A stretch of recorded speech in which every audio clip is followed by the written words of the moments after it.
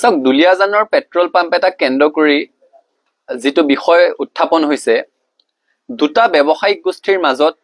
এটা পেট্ৰল পাম্পক লৈ ব্যৱসায়িক সংঘাত কোনোবা এগৰাকী সিং উপাধিৰ বিহাৰী সম্প্ৰদায়ৰ এগৰাকী ব্যৱসায়ী আৰু শাহী উপাধিৰ বিহাৰী সম্প্ৰদায়ৰ আন এগৰাকী ব্যৱসায়ীৰ মাজত এটা পেট্ৰল পাম্প দখলক লৈ হোৱা এখন ব্যক্তিগত কাজিয়াত নিজৰ চিন্তা নিজৰ সময় আৰু নিজৰ শক্তি সদৌ অসম ছাত্ৰ সন্থাই খৰচ কৰাৰ কোনো অৰ্থ নাই গতিকে দুটা ব্যৱসায়িক গোষ্ঠীৰ মাজত হোৱা এই ব্যৱসায়িক সংঘাত ছাত্ৰ সন্থাৰ বিষয়বস্তু হ'ব নোৱাৰে কাৰণে ছাত্ৰ সন্থাই এই বিষয়ত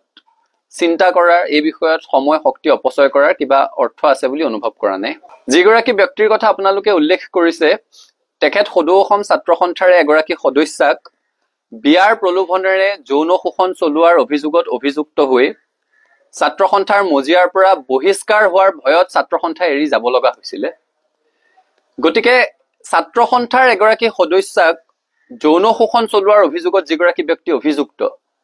ছাত্ৰ সন্থাৰ সেই সদস্যগৰাকী এতিয়াও সংগঠনটোত আছে তেওঁ এতিয়াও আদালতৰ দুৱাৰ টুকুৰিয়াই আছে আদালতত আইনী যুঁজ চলি আছে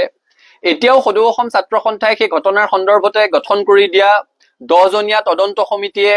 প্ৰথম প্ৰতিবেদন দাখিল কৰিছে দ্বিতীয়খন প্ৰতিবেদন দিবলৈ এতিয়াও বাকি আছে য'ত সেই ব্যক্তিগৰাকী সন্দৰ্ভত কেতবোৰ গুৰুতৰ অভিযোগ উত্থাপন কৰা হৈছে গতিকে ছাত্ৰ সন্থাৰ এগৰাকী সদস্যক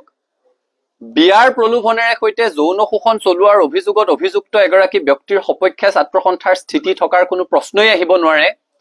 আৰু সেই কাৰণে ছাত্ৰ সন্থাই তেখেতৰ সপক্ষে স্থিতি ল'ব বুলি আশা কৰাটো অনুচিত কাৰণ আমাৰ ঘৰৰ এগৰাকী ছোৱালী সেই ছাত্ৰীগৰাকীৰ মাকে কৰা ফোনটো সেই ছাত্ৰীগৰাকীৰ মাকে সময়ে সময়ে আমাৰ সৈতে পতা কথা বতৰাবিলাক আমাৰ মনত এতিয়াও বিধি থাকে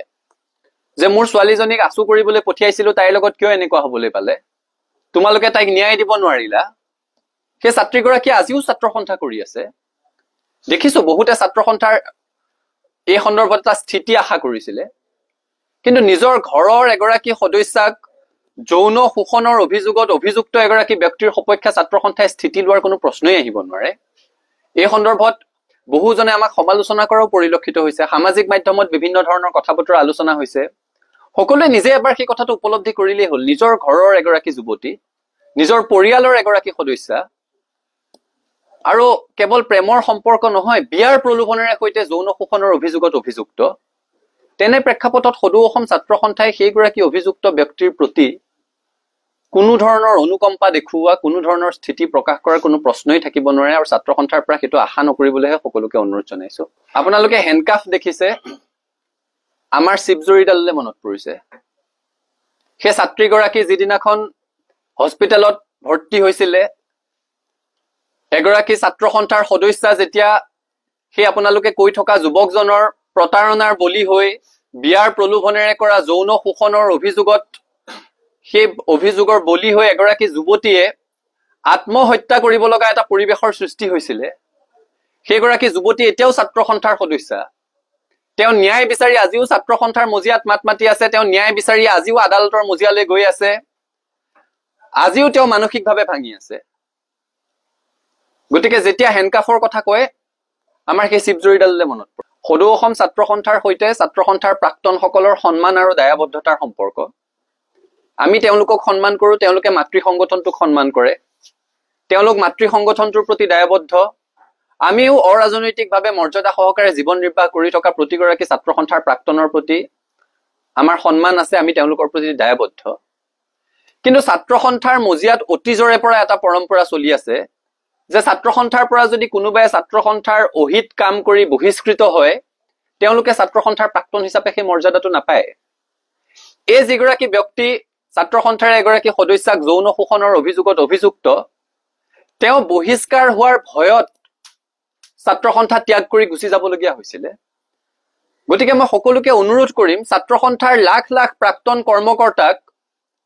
যৌন শোষণৰ অভিযোগত অভিযুক্ত হৈ বিয়াৰ প্ৰলোভনেৰে নিজৰ কামনা চৰিতাৰ্থ কৰাৰ অভিযোগত অভিযুক্ত হৈ ছাত্ৰ সন্থাৰ পৰা বহিষ্কাৰ হোৱাৰ ভয়ত ছাত্ৰ সন্থা এৰি গুচি যাবলগীয়া হোৱা এগৰাকী সদস্যৰ সৈতে তুলনা নকৰিবৰ কাৰণে মই সকলোকে অনুৰোধ কৰিম ছাত্ৰ সন্থাৰ প্ৰাক্তনসকলে মৰ্যাদা সহকাৰে জীৱন নিৰ্বাহ কৰি আছে কোনোবা খুব প্ৰতিষ্ঠিত হৈছে কোনোবা প্ৰতিষ্ঠিত হ'ব পৰা নাই দুবেলা দুসাজ কষ্টৰে খাই আছে কিন্তু কোনো অনা অসমীয়া ব্যৱসায়ীৰ হৈ পেট্ৰল পাম্প দখল কৰিব গৈছে বুলি অভিযোগত আজিলৈকে কোনো প্ৰাক্তন ছাত্ৰ সন্থাৰ নেতা অভিযুক্ত হোৱা নাই। গতিকে প্ৰাক্তনসকলক তেখেতৰ সৈতে তুলনা কৰি একাকাৰ নকৰিবৰ কাৰণে সকলোকে অনুৰোধ জনাইছো। ছাত্ৰ সন্থাৰ পৰা মৰ্যাদা সহকাৰে বিদায় লোৱা আৰু সমাজত মৰ্যাদা সহকাৰে জীৱন ধাৰণ কৰি থকা ছাত্ৰ সন্থাৰ প্ৰতিগৰাকী প্ৰাক্তন কৰ্মকৰ্তাৰ প্ৰতি ছাত্ৰ সন্থাৰ সন্মান আছে, সমীহ আছে, ভালপোৱা আছে, দায়বদ্ধতা আছে। সকলোৰে নিজস্ব অধিকাৰ আছে। আমি কৈছোৱে সকলোৰে নিজস্ব অধিকাৰ আছে। ছাত্ৰ সন্থাৰ বৰ্তমান আমি নেতৃত্বত আছো। এগৰাকী ছাত্ৰ সন্থাৰ সদস্যা সেই ব্যক্তিগৰাকীৰ বিয়াৰ প্ৰলোভনেৰে যৌন শোষণৰ অভিযোগ তুলিছে। সেই অভিযোগৰ ভিত্তিত সেইগৰাকী ব্যক্তিয়ে ছাত্ৰ সন্থাৰ পৰা এক প্ৰকাৰ পলাই যাব লগা পৰিৱেশৰ সৃষ্টি হৈছিলে বহিষ্কাৰ হোৱাৰ ভয়ত। তেনে প্ৰেক্ষাপটত ছাত্ৰ সন্থাই তেখেতৰ হৈ স্থিতি লোৱাটো অনুচিত আৰু ছাত্ৰ সন্থাৰ পৰা সেইটো আশা নকৰিবলৈ সকলোকে অনুৰোধ জনাইছো। বাকী আন কাৰ কি স্থিতি আছে, এখন গণতান্ত্ৰিক দেশত সকলোৰে স্থিতি লোৱাৰ অধিকাৰ আছে।